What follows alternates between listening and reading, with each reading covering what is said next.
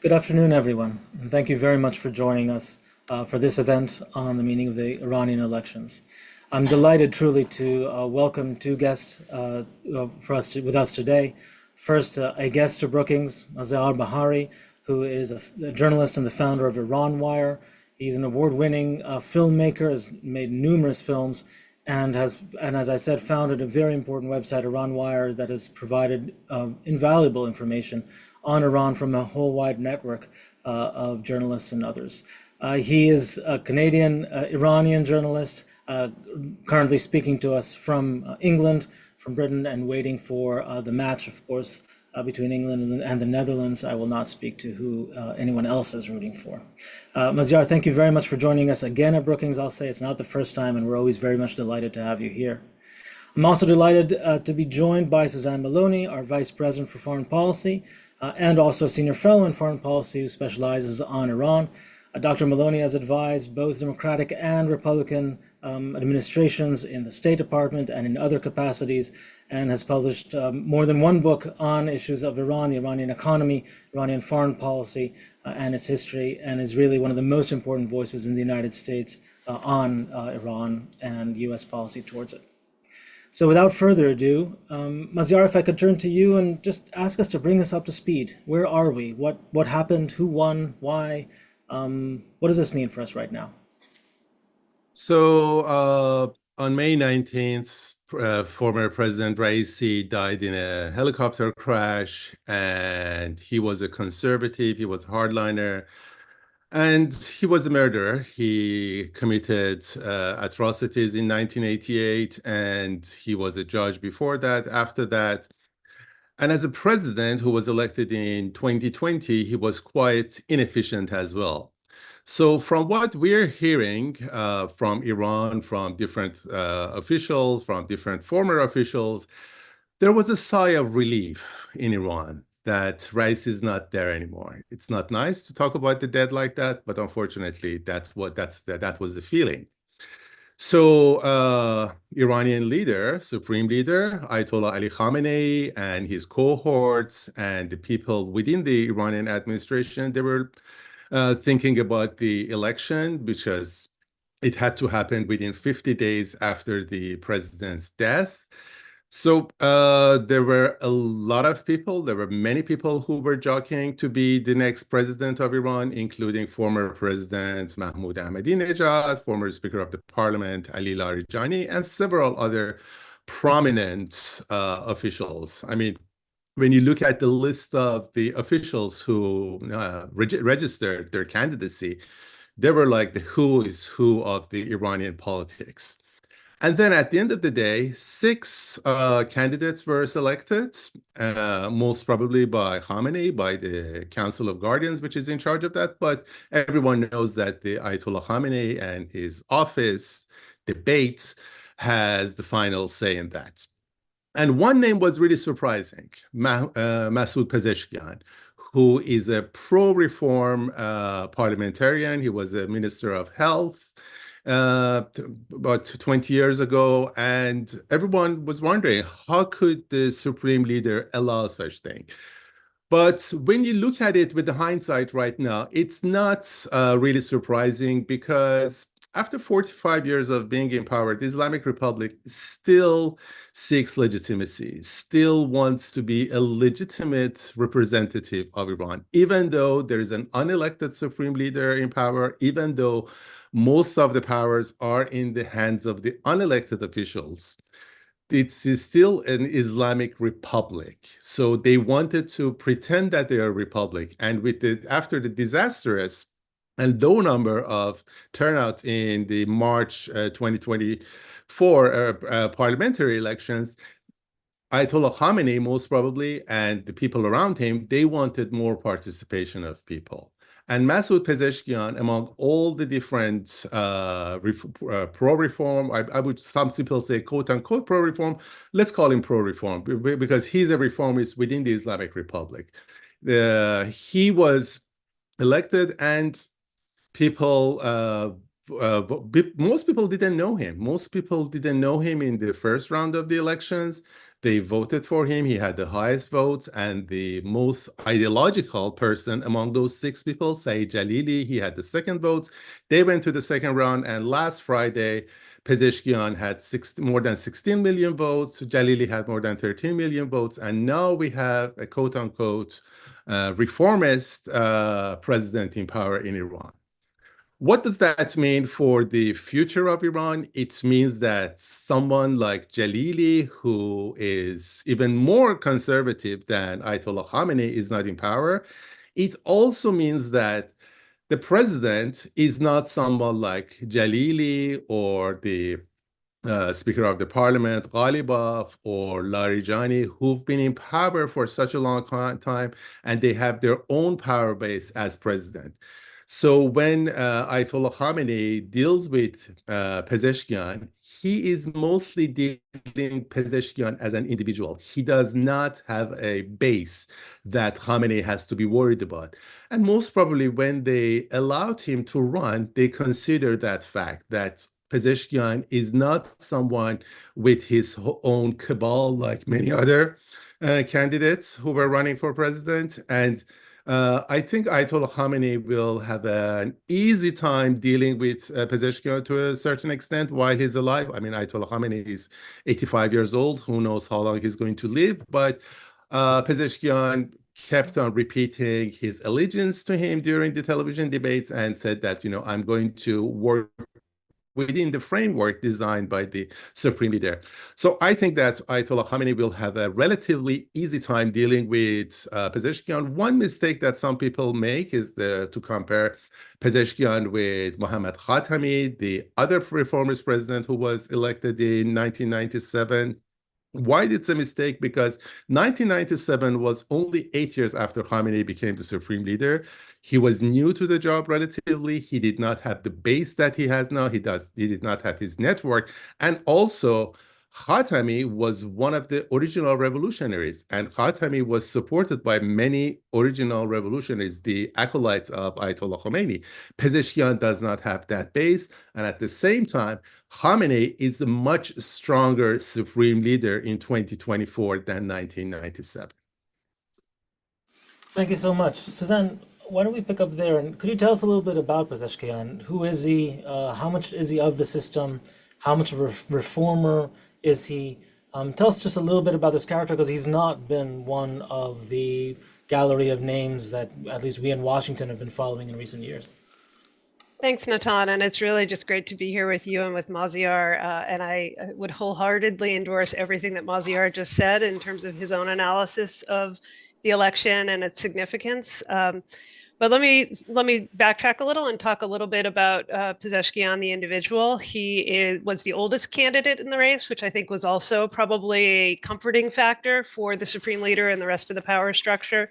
He is 70 years old. He comes from for Iranian high politics, maybe a little bit of an unusual ethnic background. He is from both a Kurdish and Azeri family, and grew up speaking both languages, and represented Tabriz in the Iranian parliament since 2008.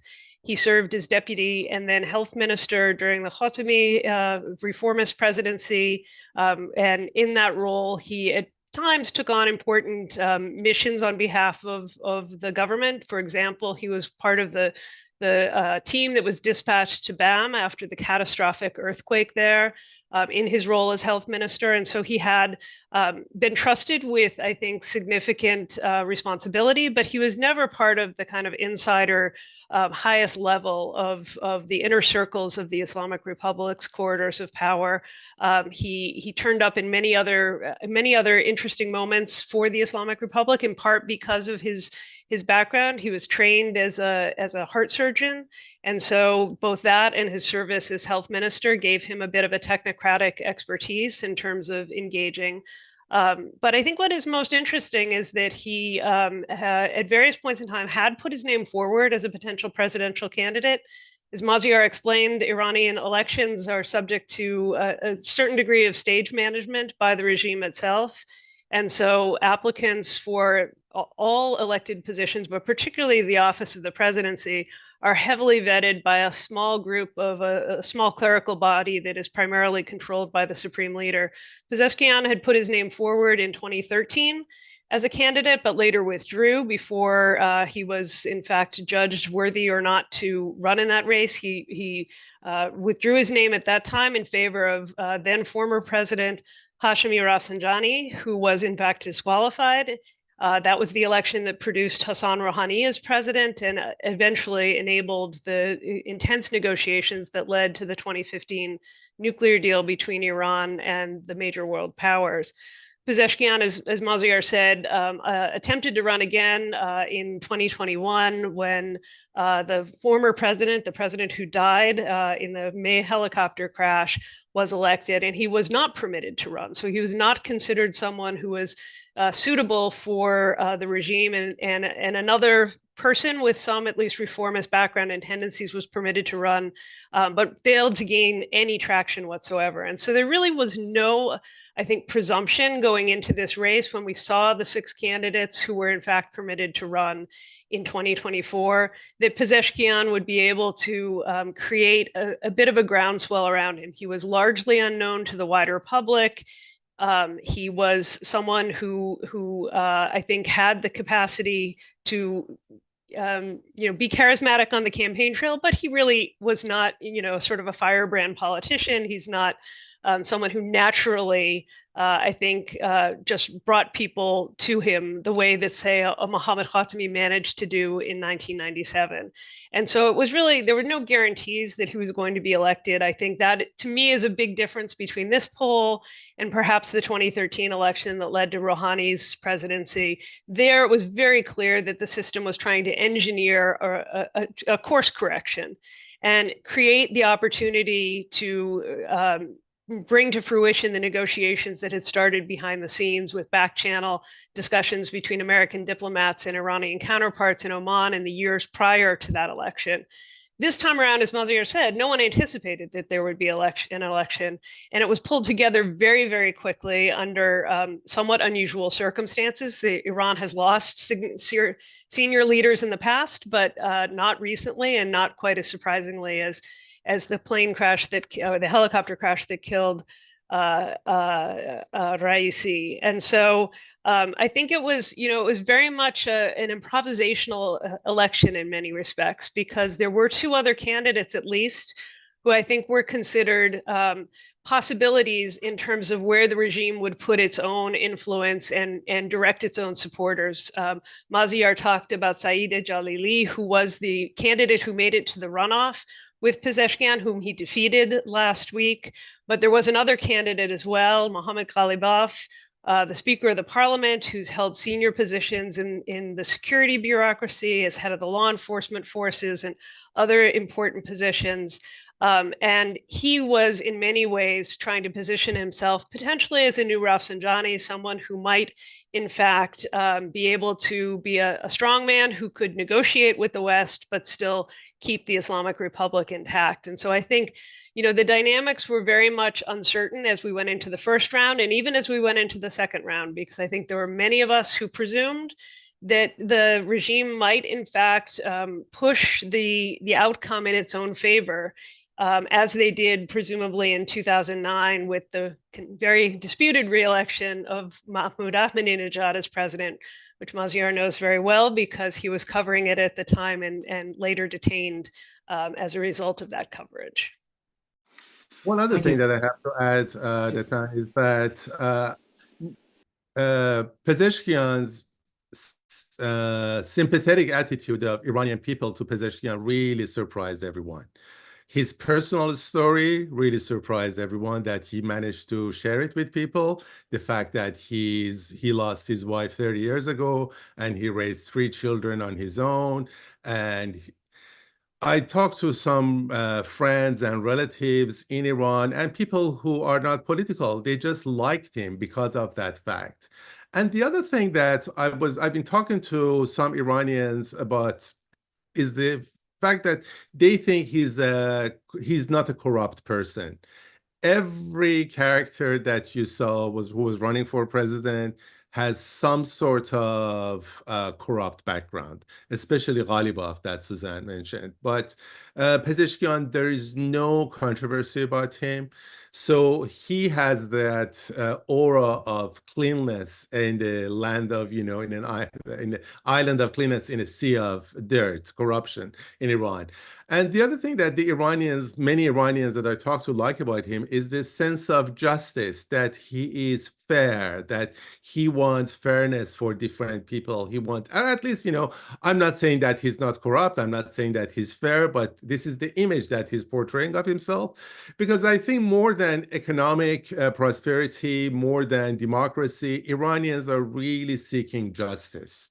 And I think what Pezeshkian promised them was justice, the fact that everything has to be shared equally, that everyone has to be treated equally. And that message really, really attracted millions of Iranians who voted for him. And many reformists, many pro-democracy prisoners, or former prisoners who voted for him, they highlighted that, that he is someone who is talking about justice.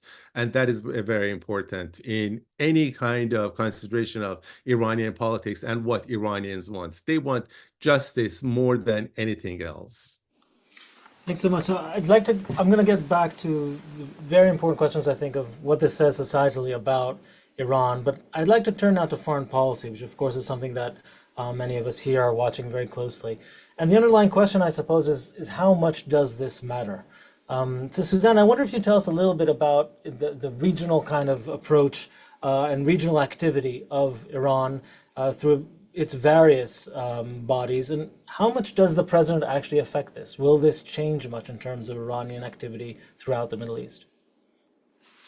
Well, as of course you know, the Iranians have been very active, particularly since October 7th, in terms of managing the network of proxies that they've invested 40 plus years in developing and arming and training and coordinating across the region, starting with Hezbollah in Lebanon, but also encompassing, of course, Hamas and other Palestinian militant groups in Syria, groups in Yemen, such as the Houthis, a network of Shia militias that extends to Afghanistan and Pakistan.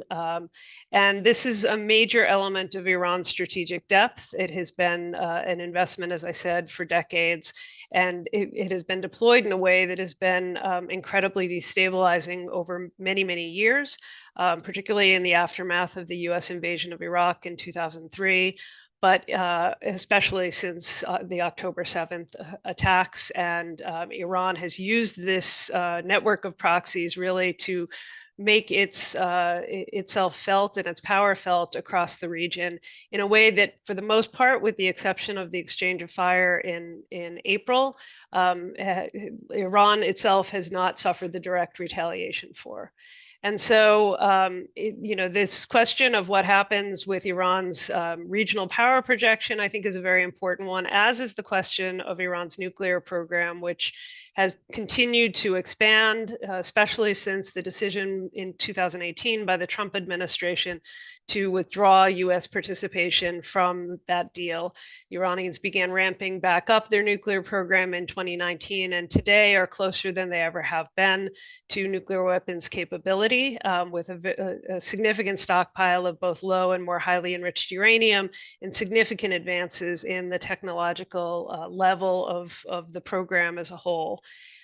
So this is a dramatic concern. The Iranian president has relatively limited direct authority over foreign policy. He will have a seat at the table for sure, but the nuclear program and the relationships with Hamas, Hezbollah, the Houthis, the Shia militias in Iraq and elsewhere are largely run by the Revolutionary Guard Corps, other elements of the security bureaucracy, with, of course, oversight and ultimate direction by Iran's supreme leader, who is, of course, the commander-in-chief of the military.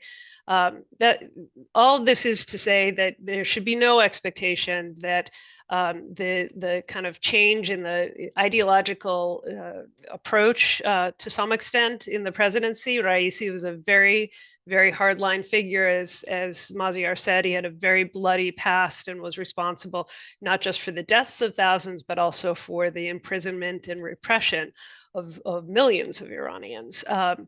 That is not the track record that Pezeshkian brings, but he, if he had a different view on any of these policies, first of all, it's never really been expressed. His very first message as president-elect was to Hezbollah, and that comes, of course, at a time where there is increasing concern about the possibility of an escalation between the exchange of fire that has gone on between Israel and Hezbollah since October 8th.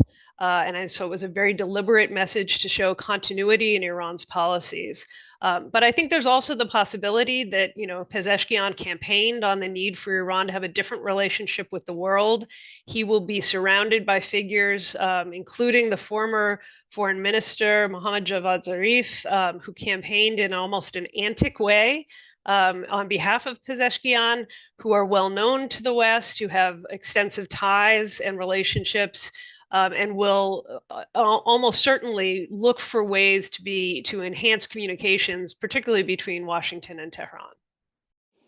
Maziar, could I ask you to weigh in on this, but also to explain a little bit what is the role here of the president? What say does he have? And following up on the point about Zarif, Pezeshkian is right now president-elect, where he should be inaugurated on July 30th. What can we expect of his cabinet? Who might we see? The foreign minister was also killed, of course, in the same helicopter crash. Who might be the next foreign minister? What kind of cadre should we expect facing the United States diplomatically, at least at the front, with the supreme leader behind? Well, Zarif has said that he doesn't want to be part of the next cabinet, but most probably he will be an advisor to Pezeshkian in the next 4 years. But going back to your question about the role of president, even though the president does not have a say in the macro decisions in terms of foreign policy, especially regional policies, there are certain decisions that the president can make that can affect foreign policy. And when you think about where Raisi was on the day he died, he just came back from opening a dam between Iran and Azerbaijan, which was a very important development for the two countries, because a few months ago, the embassy of Azerbaijan had been attacked, and then they managed to normalize the relationship, and that water source was very important for Iran, which it has been suffering from drought for the past 3-4 decades. And also, Iran has certain issues with the Taliban in terms of the water sources on the border of Iran and Afghanistan.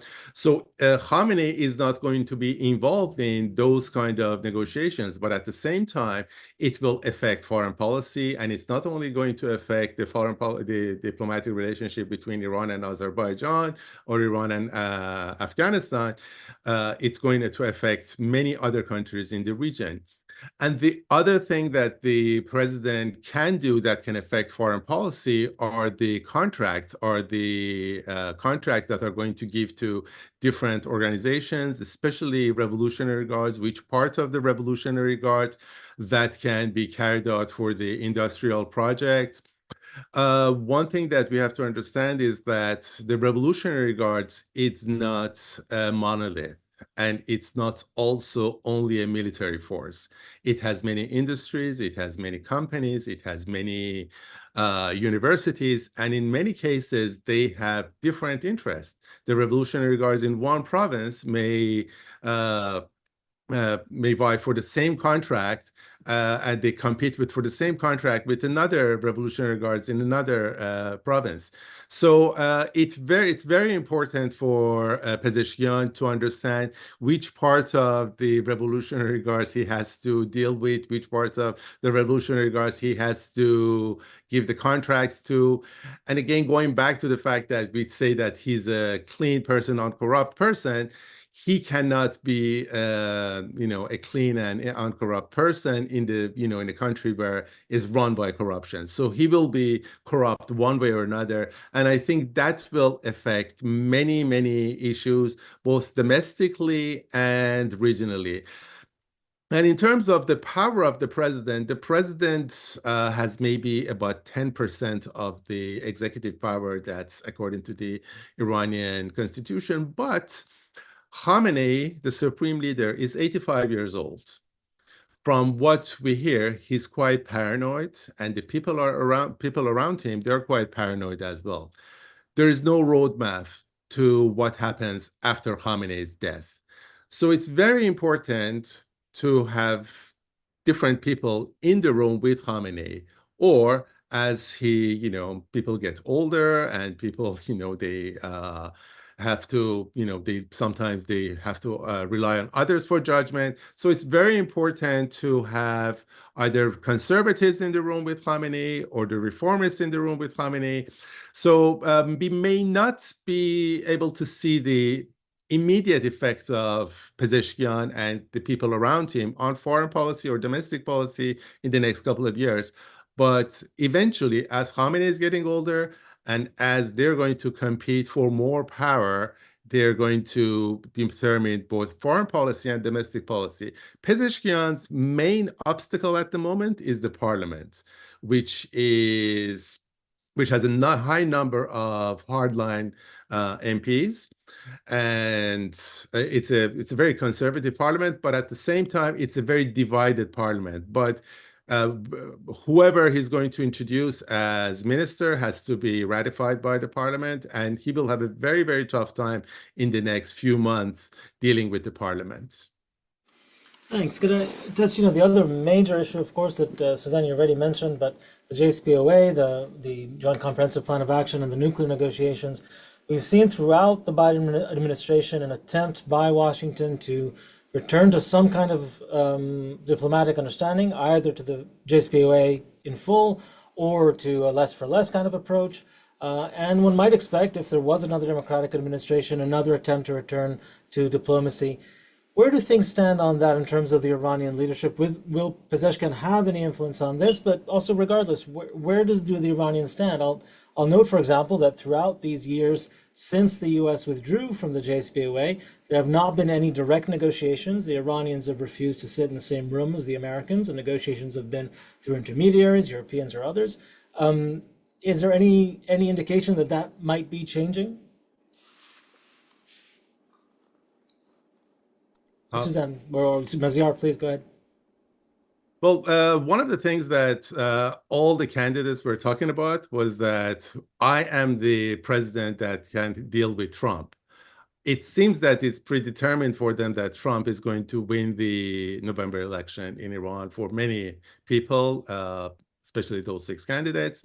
So they think that Trump will be in power, and there are 2 different schools of thought about Trump in Iran. One is that he is the person who came out of JCPOA and tore it apart, but at the same time, they are saying that he's a businessman and he's like someone from the Iranian bazaar, and we know how to deal with the people from bazaar, and certain things that former President Trump had said while he was president, that I would deal with Iran only if they just stop their nuclear program.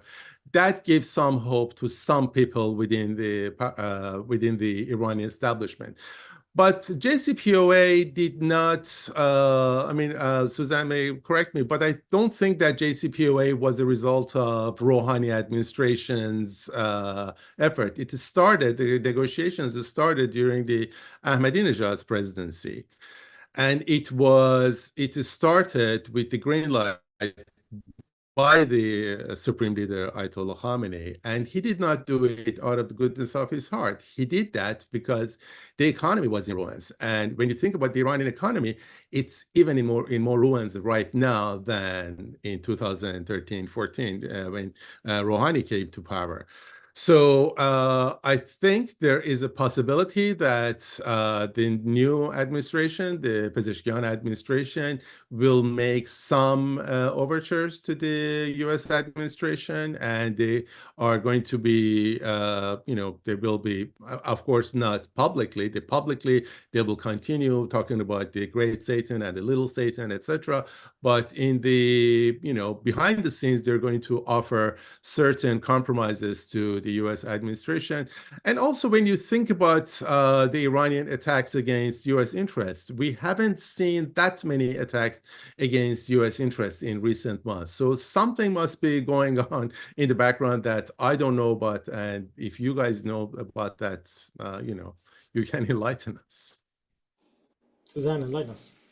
I don't know if I can enlighten anyone, but I think that I would agree with a lot of what Maziar has just had to say. I think first and foremost that, Iranians, like everyone around the world, is watching the electoral drama play out in the United States and biding their time, because there, is just a recognition that there is a high probability of change in the US administration in November. Certainly no certainty, but at least the possibility and perhaps even probability of change. And so, any sort of overtures that were made to this administration might go to waste if in fact there was a change in administrations. So I think that means that we're not likely to see anything very quickly, simply because of the sense of uncertainty about what will happen. Now, it's possible that, for example, I believe that Pezeshkian's team has let slip that he would be expected to come to the United Nations General Assembly meetings in September, as most Iranian presidents have over the course of the past 4 decades. And I could imagine, depending on who's in his entourage, that there would be a different level of openness to direct conversations completely off the books, but direct conversations with American counterparts. He will almost certainly have a retinue of officials who participated in the JCPOA negotiations under the Obama administration, and who have a network of contacts among American government and former government, as well as the media.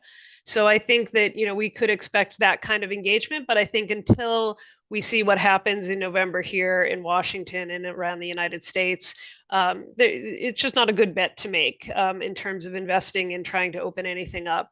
What happens after November, of course, will depend on who, in fact, is going to be in charge in the United States over the next 4 years.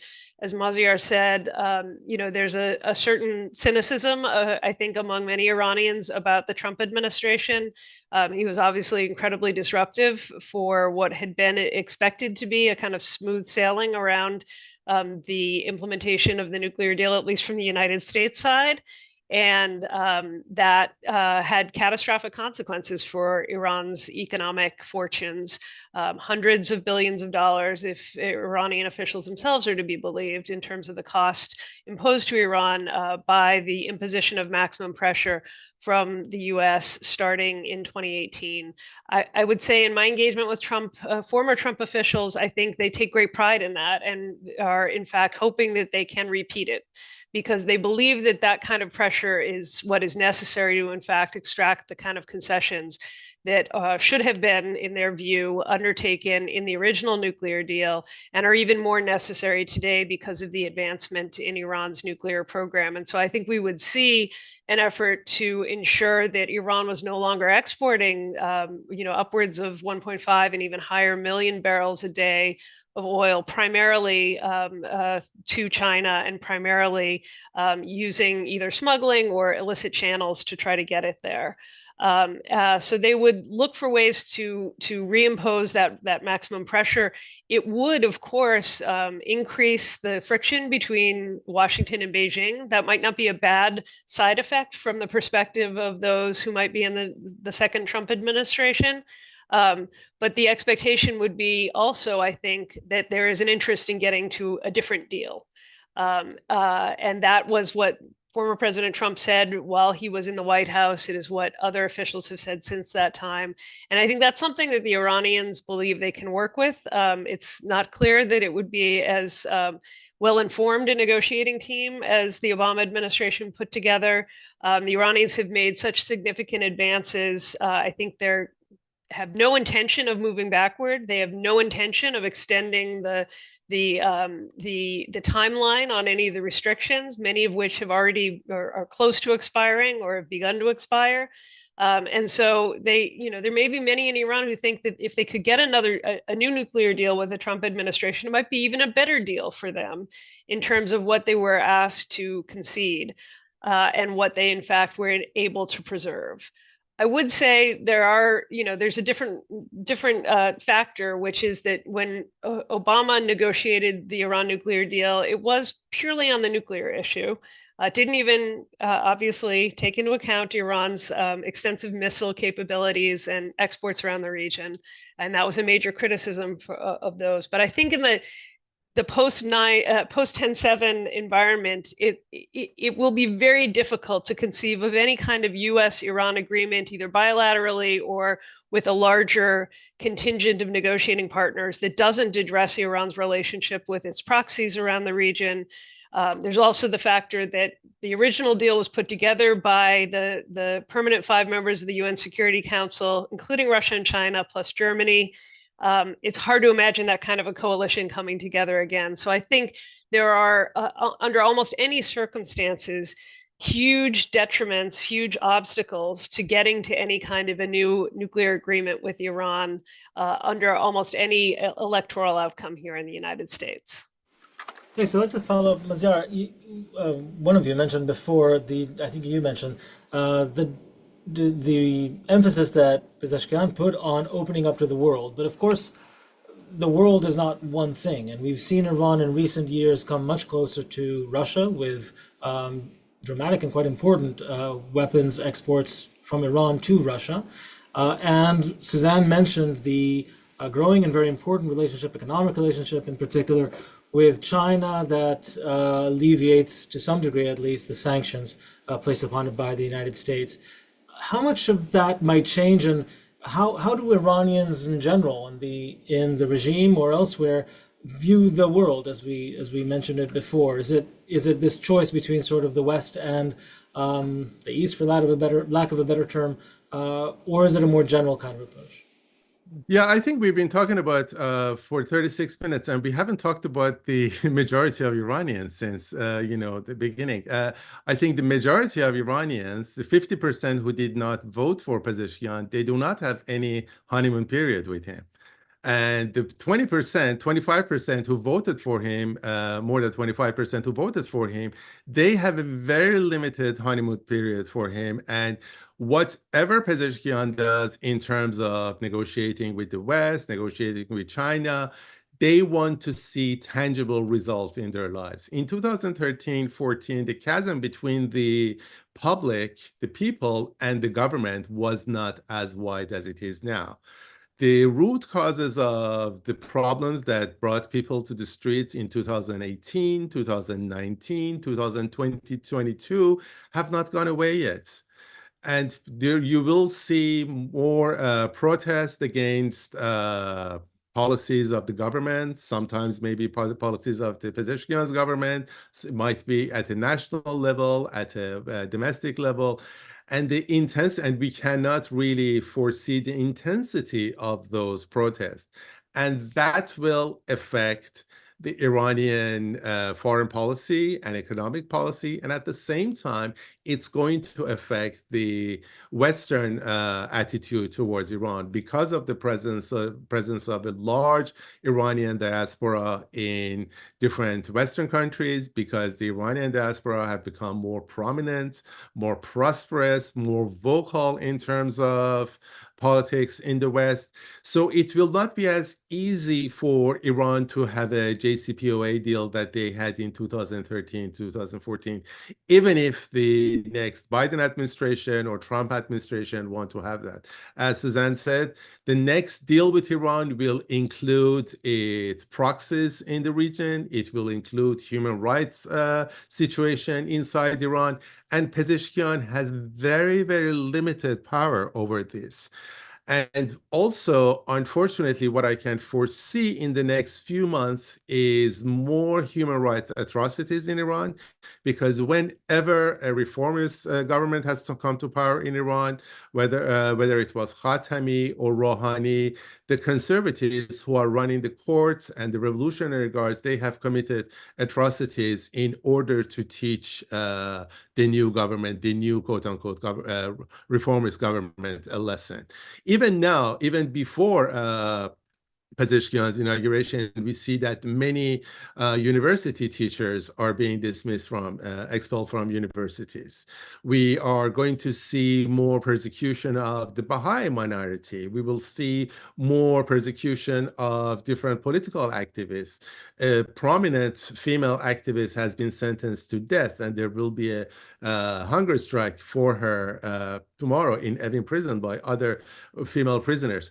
So I think whether we are talking about Iran's relationship with China, with Russia or the West, the money that comes to Iran has to come to the people. Otherwise, it's going to be very difficult for people to stomach more too many years of the Islamic Republic, let's say, whether it's a Pezeshkian who's in power or as a president or someone else. So, and at the same time, we have this capricious 85-year-old supreme leader who's thinking about his legacy now. He's not thinking about the governance of the country. He's thinking about the utopia that Ayatollah Ruhollah Khomeini wanted to create, and he wants to create whatever that is. That I don't think he knows what it is, but he's thinking about that more than governing the country. So it's a very, very complicated situation, and I think it will be a very confusing time for people in the West, New York in September, to deal with the American officials and officials from other European countries, from other Western countries. But they will send different signals. And I don't think that there will be that Pezeshkian or people around him will dare to shake hands with President Biden or any of the American officials because of their fear of what the Supreme Leader and the Revolutionary Guards may think back home. Thank you. So I'd like to turn a bit to the system and the society domestically. The Iranian system is almost unique in a sense that it is on the one hand a repressive system and clearly ruled by an unelected official, and as you said, a capricious one now. But on the other hand, these elections are not a foregone conclusion. There was real competition here, and the result was a surprise, or it seems at least to have been a surprise to the supreme leader. So what does this tell us about Iranian society today, which after all is a very young society? The official turnout, I believe, was in the 50s. I understand there's some contention about whether that's the real turnout in the election or not.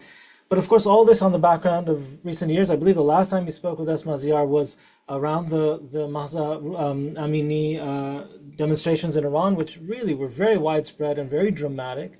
Where does all this stand now? Does this give us a sense of that turmoil over? Does it hint to more turmoil, as you said now? Does it say much about the resilience of the system at all? Whenever I'm talking about Islamic Republic, I think about Jerry Seinfeld talking to George Costanza, saying that, I'm thinking about my artistic integrity. And Jerry goes, what the hell you're talking about? You're not an artist and you don't have any integrity. So this is the same thing that, this is not an Islamic government. It has no ethics. It has no morality. And it's not a republic. It's a government that came to power in 1979 with some ideals, maybe revolutionary ideals of, creating a just Islamic society. But especially since 2009, it's a government that's just thinking about its survival, however it can, different. And you see the level of corruption since 2009 has increased astronomically. The number of rich Iranians who are coming to different countries in the West, Canada, in England, different Persian Gulf countries. You cannot compare that to the period before 2009. It means that all these rats, they're fleeing from the ship and taking as much money as they can. So this is a government that is really not really secure about its future, and it's run by a group of mostly corrupt officials who are thinking about their immediate survival. And right now, the thinking in Iran is that what happens when Khamenei dies? And as I said, Khamenei is 85 years old, and they are all preparing themselves for when Khamenei is going to die. And at the same time, life goes on in Iran. Startups are growing in Iran. Young people, they have jobs, they have their businesses. It's not a very secure situation, but they're not, not every young person in Iran who is educated. It's an increasingly educated country, and women are composing the majority of the university students in Iran. Women have many businesses. There are women who are in different parts of the society, much more active than before the revolution even. It's not a very secure life for them. Of course, they don't have the freedom that they should have, but life goes on for many of them. And this chasm that we're talking about between the government and the people, that exists because people, at least 50% who did not vote for this in the presidential election, do not care about the government. They don't even consider this government as part of their life. They just want to live their lives. And at the same time, while we're talking about the West, we have to talk about the opposition. The Iranian opposition in the past 45 years, since 1979, has not provided any solution for the problems that Iranians are facing. All they've had has been certain demonstrations, some press releases, and many of them, they were just quiet. They did not have anything to say during the last presidential election. And some of them were just active insulting people who were going to the embassy without providing any kind of solution. So I think it's the failure of the opposition as well that has made the majority of Iranians, 50% of the Iranians, silent, who want to go about their lives, and they don't want this government to be any part of their lives. And it's a sad situation, but if Pezeshkian, I don't have any clue whether Pezeshkian is thinking about, what is he thinking about in terms of attracting this silent majority? How can he use their talent and their energy in his future plans? But those are his best allies in the future. But we just have to see whether he has the chutzpah in order to be able to deal with the Revolutionary Guards and the Supreme Leader's office. I know chutzpah is a Hebrew word, but yeah. So, but he has to use that in order to be able to deal with the Revolutionary Guards and the Supreme Leader. Suzanne, I wonder if you take on the same kind of question, but in particular, keeping in mind, and this is also one of the questions we got from viewers, the Supreme Leader presumably will not be around forever. What does this say about the day after and the possibility that the Revolutionary Guard also takes charge? Will Pezeshkian himself be in some kind of position of power? Do we have a clue about who would be the next Supreme Leader in general or given this election? Look, I think the election exposes both some of the resilience of this system, its ability to reinvent itself, and its ability to kind of flow with unexpected circumstances and react in a way that actually preserves the system. But it also exposes some of the longer term weaknesses that Maziar has spoken to.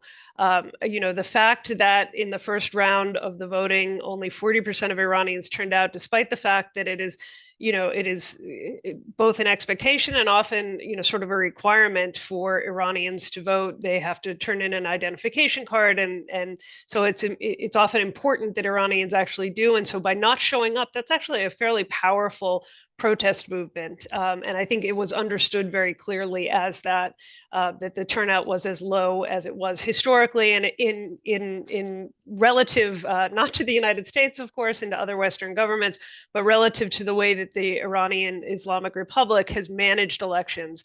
That low turnout tells you something that I think even more significant than prior elections. We've seen a downward trend, of course, in turnout in Iranian elections. elections, but this was, I think, a very powerful message.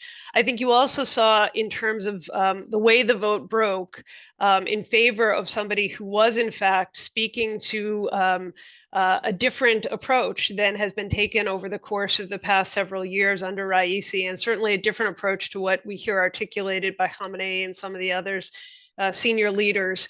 A different approach to the world, a different approach to the economy, a different approach to the youth. Pezeshkian really leaned into those themes during the 1 week campaign between the first and second round.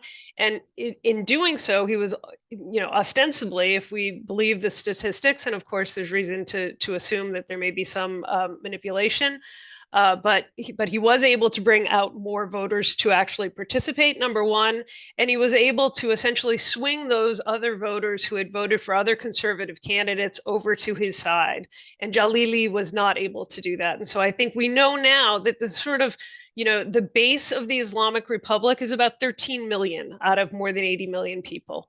13 million who will vote for a candidate who was, promising an Iran that would be more closed off to the world and much more repressive at home and much more dogmatic in terms of its interpretation of the theocratic framing of the regime in people's daily lives. 13 million are prepared to support that. The rest of the country isn't. And that's a message that I think the regime really can't escape, and it will have to find ways to try to manage over the course of upcoming years.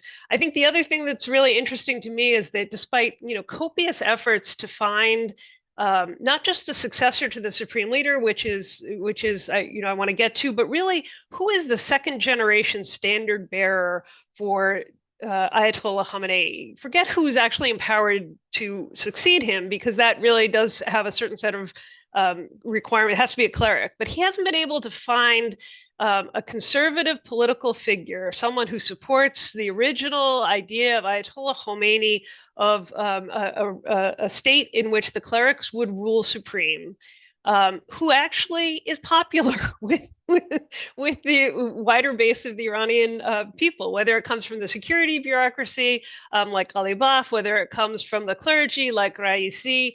These individuals just aren't popular. Jalili, the candidate who lost in the runoff, had been an acolyte, really a close aide to Khamenei for many years, and was seen as someone that Khamenei was investing in for the future.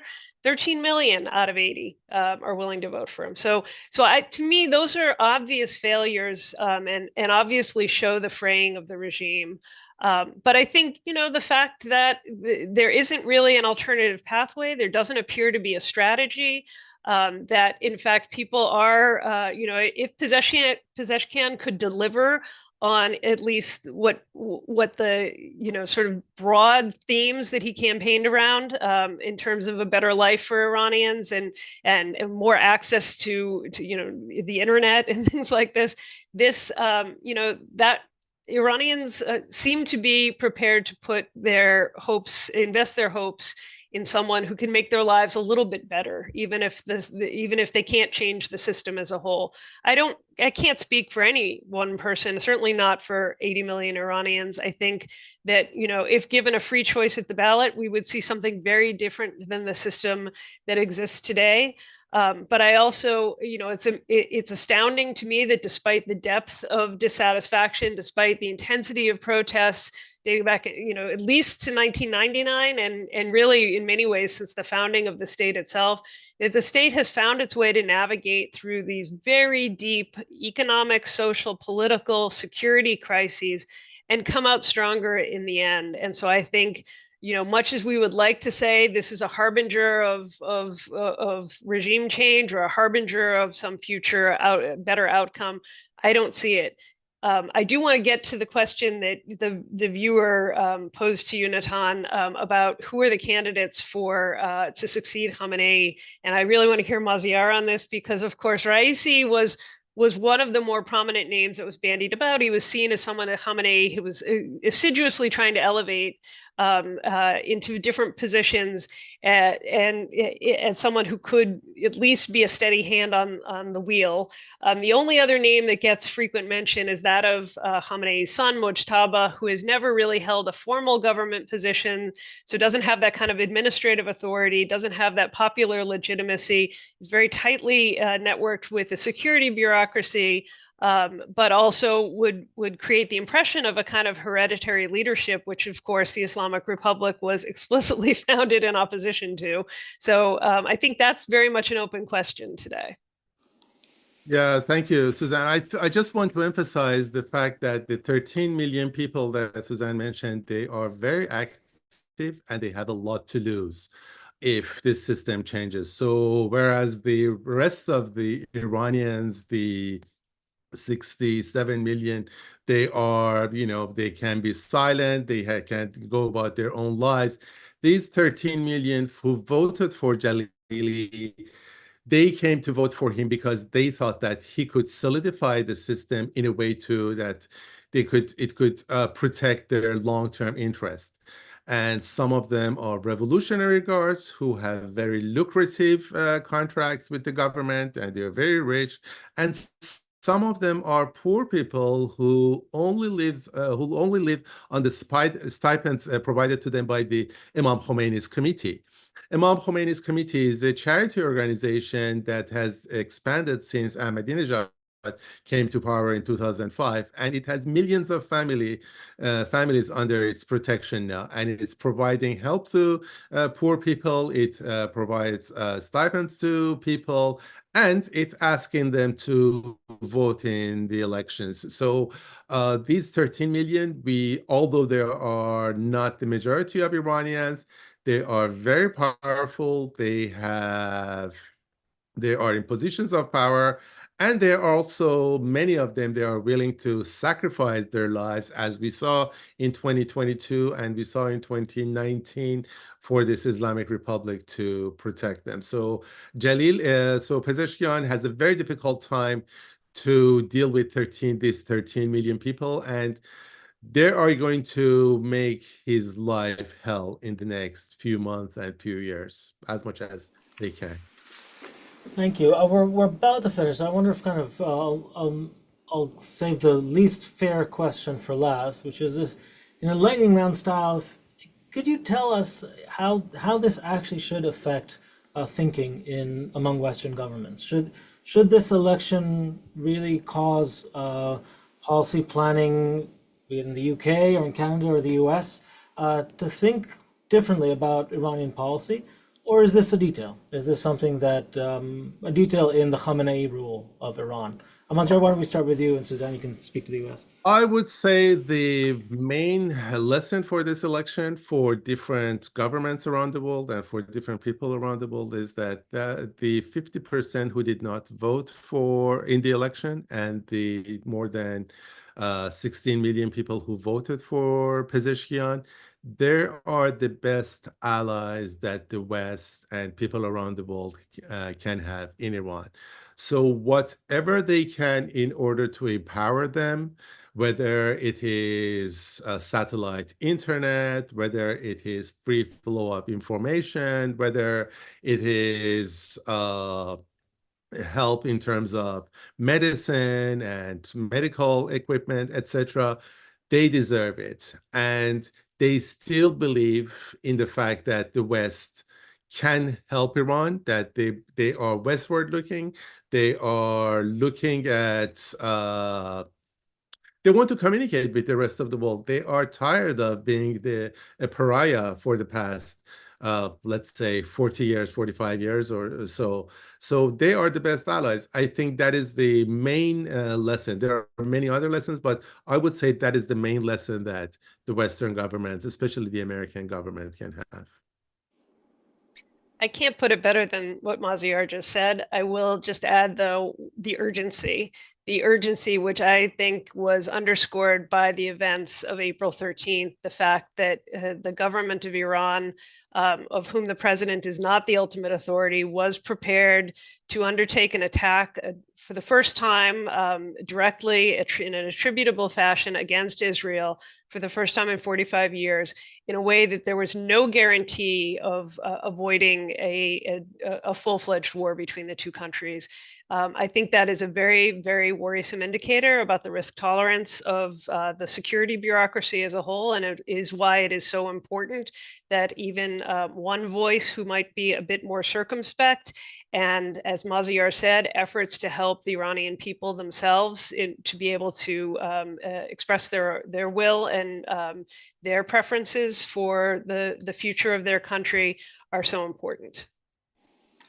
Sorry, I have certainly thing to say, and that is to curb the power of the Islamic Republic outside of Iran, because it's their influence through their proxies, their influence they have in Syria, Iraq, Yemen, etc., in Latin America, that gives them the confidence that to put pressure on people inside the country. So the Western governments, especially the US, they should curb the power of the Islamic Republic as much as they can outside of Iran. And that will really help the Iranian people as well. Well, I want to thank you both very much. Maziar Bahari of IranWire, thank you very much for joining us again. Suzanne Maloney of our own of the Foreign Policy Program here at Brookings. This is, of course, just one of many public programs that we have. Please do sign up for alerts at brookings.edu. And we look forward to having you join us online for our next webinar very soon. Thank you again, Maziar, Suzanne, and thank you everyone for tuning in.